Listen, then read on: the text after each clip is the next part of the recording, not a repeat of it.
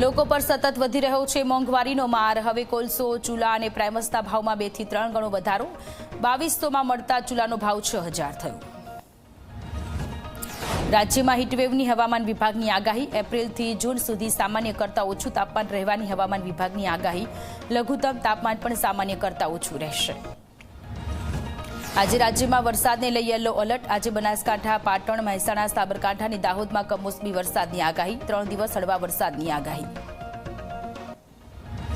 વાવથરા જિલ્લામાં વાદળછાયું વાતાવરણ છવાયું। લાખણી સહિતના તાલુકામાં વાદળો ઘેરાયા। હવામાન વિભાગે કમોસમી વરસાદની કરી છે આગાહી।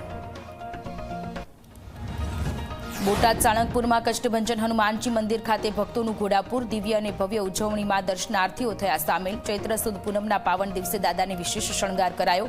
મંદિર પરિસરમાં મારુતિ યજ્ઞનું વિશેષ આયોજન કરાયું। બોટાદના સાળંગપુરમાં 151 કિલોની કેક કાપીને કરાઈ ઉજવણી। 1 લાખ ફુગાઓ ભક્તો પર છોડવામાં આવ્યા। હનુમાન જયંતિ નિમિત્તે લાખોની સંખ્યામાં ભક્તો ઉમટ્યા। હનુમાન દાદાને 8 કિલો સોનાના વાઘા પહેરાવ્યા।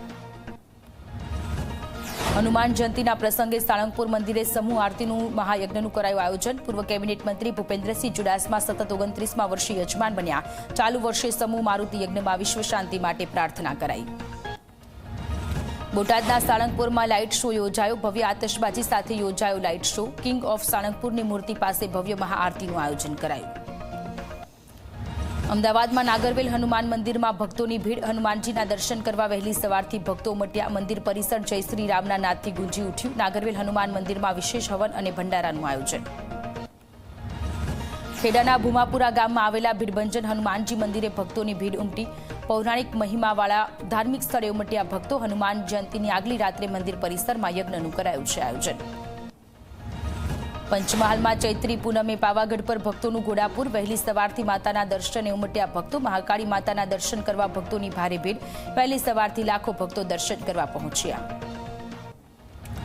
દ્વારકાના ખંભાળિયાના બજાણામાં ભક્તિમય માહોલ। સાંસદ પૂનમ માડમ થયા ભક્તિમાં લીન। પૂર્વ મંત્રી મુળબેરાએ ભીમરાળામાં મોગલ માતાજીના મંદિરે આપી હાજરી। બંને નેતાઓનો વિડીયો થયો વાયરલ। વડોદરા પાદરામાં સ્થાનિક સ્વરાજની ચૂંટણીની તૈયારીઓ। ભાજપે કરજણ એપીએમસીમાં કરી સેન્સ પ્રક્રિયા। પાદરા અને કરજણ માટે આજે સેન્સ પ્રક્રિયા। પ્રદેશમાંથી આવેલા નેતાઓ લઈ રહ્યા છે સેન્સ। પાટણ સ્થાનિક સ્વરાજની ચૂંટણી અંગે ગતિવિધિઓ તેજ। આજે પાટણ ભાજપ કાર્યાલયમાં નિરીક્ષકો દાવેદારો પાસેથી સેન્સ લેશે। સિદ્ધપુર, સરસ્વતી અને પાટણની તાલુકા અને જિલ્લા પંચાયતનો સમાવેશ। રાજ્યમંત્રી રીવાબા જાડેજા સહિતના નિરીક્ષકો હાજર। સુરતમાં ભાજપ સેન્સ પ્રક્રિયાનો બીજો દિવસ। સ્થાનિક સ્વરાજની ચૂંટણી માટે સેન્સ। આજે વોર્ડ 13 થી 24 સુધીના ઉમેદવારોને સાંભળશે નિરીક્ષકો। રાજકોટના જસદણમાં ભાજપના મહિલા અગ્રણી પર હુમલો। શ્વાન બાબતે થયેલી માથાકૂટ બાદ પાડોશીએ કર્યો હુમલો। સોનલ વસાણી પર 7 લોકોએ હુમલો કર્યો। ઇજાગ્રસ્તને સરકારી હોસ્પિટલ ખસેડાયા। પોલીસે ફરિયાદ નોંધી તપાસની કામગીરી હાથ ધરી। પશ્ચિમ બંગાળનો ચૂંટણી જંગ જીતવા ભાજપની તૈયારી। દેશના અલગ અલગ રાજ્યોમાં કરી રહ્યા છે બંગાળી પરિવારનો સંપર્ક। સુરતમાં પણ ભાજપે 50 લોકોની ટીમ ઉતારી।